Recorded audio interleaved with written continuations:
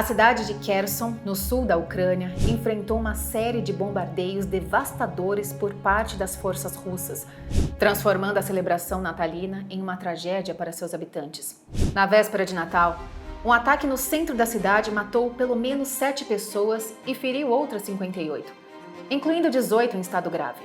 Segundo o governador da região, Yaroslav Yunishevich, mísseis atingiram locais civis como um mercado, shopping centers e prédios residenciais.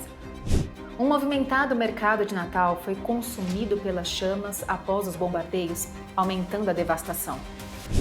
O presidente Volodymyr Zelensky classificou o ataque como um ato de terror, destacando que não havia alvos militares na área.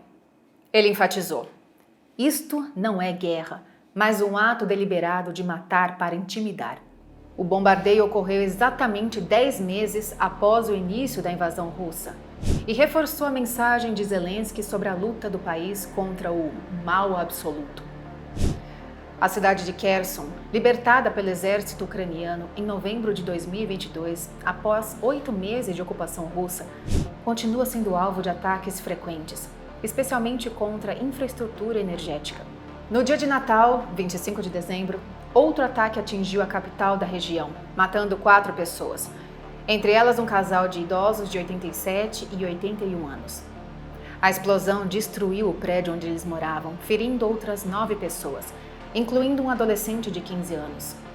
O bombardeio também provocou incêndios em residências, instalações médicas e gasodutos, agravando a situação já precária da população local. Naquele ano, a Ucrânia viveu um momento de mudança cultural em meio à guerra. Pela primeira vez, o país celebrou oficialmente o Natal em 25 de dezembro, deixando para trás a data tradicional de 7 de janeiro, seguida pela Igreja Ortodoxa Russa. Essa mudança, sancionada por Zelensky, reflete uma tentativa de afastamento dos laços históricos com Moscou.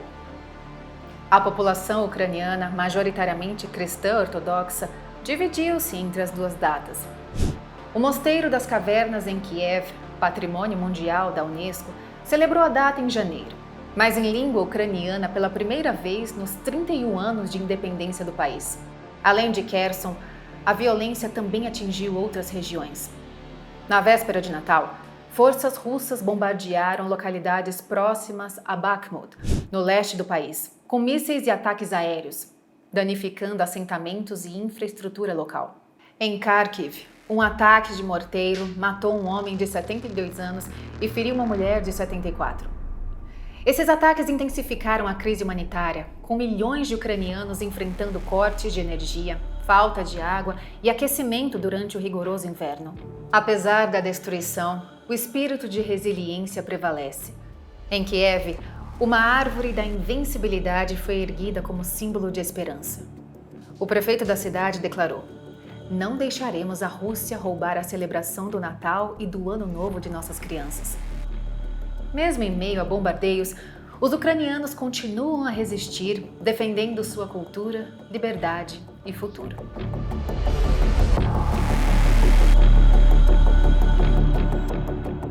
Nosso último caso de hoje nos leva de volta aos Estados Unidos. E um caso que é citado até hoje por ser muito conhecido mundialmente.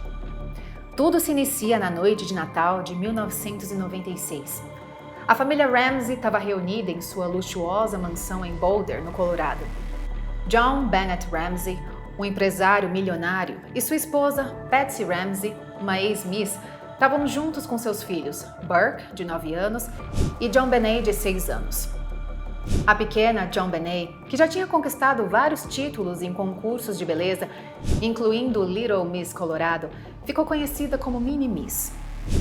Apesar da pouca idade, ela já estava acostumada aos holofotes, e a presença da família na mídia contribuía para que esse título fosse apenas o começo de uma carreira promissora. Após a ceia com vizinhos, a família retornou para casa. Os pais colocaram os filhos para dormir e foram para os seus quartos. Mas no dia seguinte, em 26 de dezembro, tudo mudou para a família.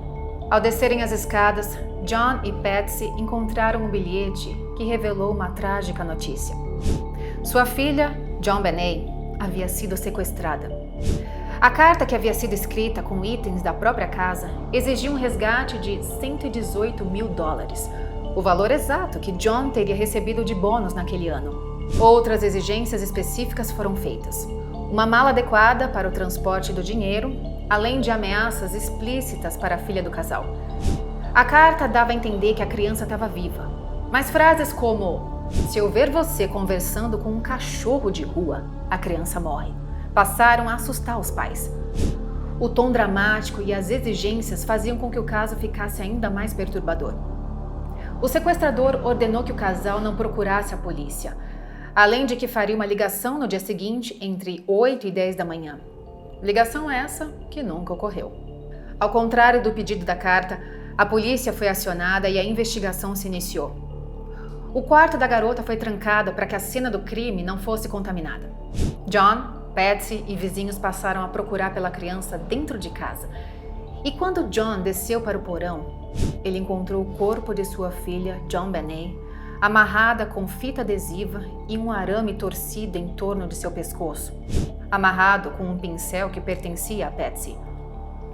O corpo estava dentro de casa, e a carta dizendo o contrário levantou ainda mais questões para a investigação sobre a verdadeira natureza do crime.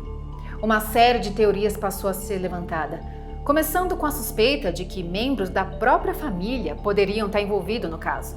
As investigações encontraram uma cena do crime cheia de inconsistências, como falta de sinais de arrombamento. Então, as suspeitas sobre John e Patsy aumentavam. Um aspecto intrigante da carta de resgate encontrada na casa dos Ramsey foi a forma como a carta foi escrita. Ela foi redigida com uma mistura de tipografia, com uma colagem de palavras de jornais e revistas junto com escrita manual, o que sugeriu um alto grau de preparação de planejamento. No entanto, muitos peritos afirmaram que a carta tinha falhas. O tom parecia muito formal para um criminoso tentando esconder sua identidade, e a fraseologia parecia exagerada.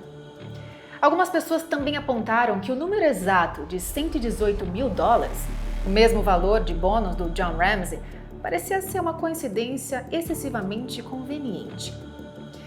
Isso levou à especulação de que a carta poderia ter sido escrita por alguém próximo à família, possivelmente com o intuito de desviar a atenção da verdadeira motivação por trás do crime. Uma das primeiras teorias sugere que o irmão de JonBenét, Burke, poderia ter acidentalmente matado a irmã durante uma briga, possivelmente por causa de um pedaço de abacaxi. Uma lanterna encontrada na cozinha poderia ter sido usada no golpe fatal. E havia um pote de abacaxi com marcas de mordida, coincidindo com o pedaço encontrado dentro do estômago de JonBenét. A teoria sugeria que a família teria encoberto o crime para proteger o Burke. Mas a autópsia revelou que a menina havia sido amordaçada e estrangulada enquanto ainda estava viva, o que descartava essa hipótese.